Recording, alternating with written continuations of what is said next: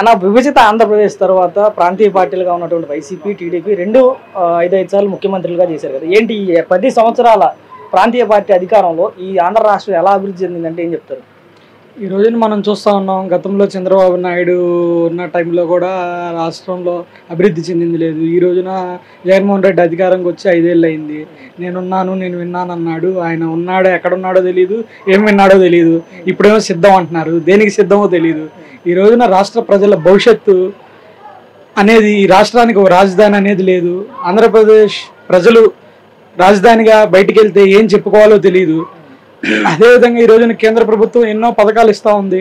ఆయుష్మాన్ భారత్ అవ్వచ్చు, ఆరోగ్యశ్రీ అవ్వచ్చు, దాన్ని ఆరోగ్యశ్రీగా చెప్పుకుంటున్నారు. మొన్నే పేదల కోసం అని చెప్పి విశ్వకర్మ యోజన అని చెప్పి నరేంద్ర మోడీ గారు ఒక పెద్ద పథకాన్ని తీసుకొచ్చారు. అందులో మైనారిటీలు అవ్వచ్చు, ఇంకా ఏ క్యాస్ట్తో సంబంధం లేకుండా పేదవాడు ఎవడైతే ఉన్నాడో బిలో పవర్టీ లైన్ ప్రతి ఒక్కళ్ళు దాన్ని ఉపయోగించుకొని లబ్ధి చేకూరే విధంగా నరేంద్ర మోడీ గారు డైరెక్ట్ వాళ్ళకి చెందే విధంగా ఆయన చేస్తూ ఉన్నారు. ఇక్కడ ఉన్న ప్రాంతీయ పార్టీలు మాత్రం అసలు కేంద్రం ఏపీని వదిలేసింది, ఏపీని పట్టించుకోవట్లేదు, కేవలం నిధులు ఇవ్వట్లేదు, కేంద్ర ప్రభుత్వం నుంచి అలాంటి సహకారం లేదు, ఏపీని మోసం చేసిందనే విధంగా ఇక్కడ ఉన్నటువంటి ప్రాంతీయ పార్టీలు మాట్లాడుతూ ఉన్నాయి. ఇప్పుడు వాళ్ళ మాట వాళ్ళు అన్నారనంటే అది వాళ్ళ చిత్తశుద్ధి లేనట్టే.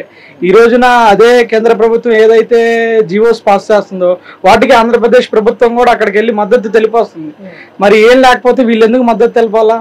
ఈ రోజున నరేంద్ర మోడీ గారు ఆంధ్రప్రదేశ్కి ఎన్నో వేల కోట్ల నిధులు ఇచ్చి విజయవాడ హైవే కావచ్చు, అమరావతికి ఇవ్వచ్చు, పోలవరానికి కానీ కేంద్రం నుంచి వేల కోట్ల రూపాయలు నిధులు ఇచ్చారు. ఈ నిధులన్నీ ఎటుపోయినట్టు, ఎవరి జేబులో ఉన్నట్టు? ఆ రోజున పోలవరం ఆగపోవడానికి కారణం ఏంటి? కేంద్రం నిధులు ఇచ్చింది. ఈ నిధులు ఇచ్చిన దానికి సపరేట్ అకౌంట్ పెట్టమని చెప్తే వీళ్ళు అకౌంట్ పెట్టకుండా ఎట్లా వాడారు ఏంటి అనేది కూడా లెక్క చూపించకుండా ఉండటం వల్లనే ఆ రోజున తెలుగుదేశం పార్టీ టైంలో ఆపేశారు. ఈ రోజున మళ్ళీ వైసీపీ అధికారంలోకి వచ్చింది, కానీ వాళ్ళకు కూడా లేని పరిస్థితి ఈ రోజున కనపడతా ఉంది. ఈ రోజున ఈ ప్రాంతీయ పార్టీలు అనేది చెప్పుకుంటా ఉంటాయి, కేంద్రం ఇచ్చిన నిధులతోనే ఈ రోజున రాష్ట్రం అభివృద్ధి చెందుతోనే ప్రతి ఒక్క పేదవాడికి తెలుసు. ఈ రోజున రేపు రాబోయే ఎన్నికల్లో అసలు ఏంటారు ఆంధ్ర రాష్ట్ర పరిస్థితి ఏంటి? ఇక వాళ్ళు వీళ్ళు కొట్టుకొని తీసుకెళ్ళి ఇప్పుడు తెలంగాణలో మనం చూసాము.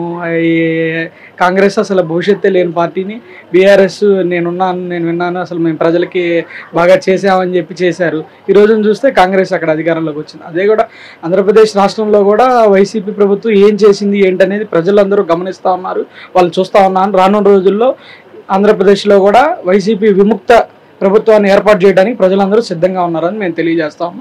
భారతీయ జనతా పార్టీ నరేంద్ర మోడీ గారి ఆధ్వర్యంలో ప్రజలు స్వాగతించడానికి రెడీగా ఉన్నారు. ఈ రోజున అయోధ్య రామ మందిర్ విషయంలో కూడా చాలా శ్రీరామనవమి ఉత్సవం కన్నా గొప్పగా ఈ రోజున ప్రజలు చేసుకోవడం జరిగింది. అది ఒక్క నరేంద్ర మోడీ గారి వల్లే సాధ్యం. ఆంధ్రప్రదేశ్ అభివృద్ధి బీజేపీతోనే సాధ్యం అని చెప్పి కూడా మేము తెలియజేస్తాం.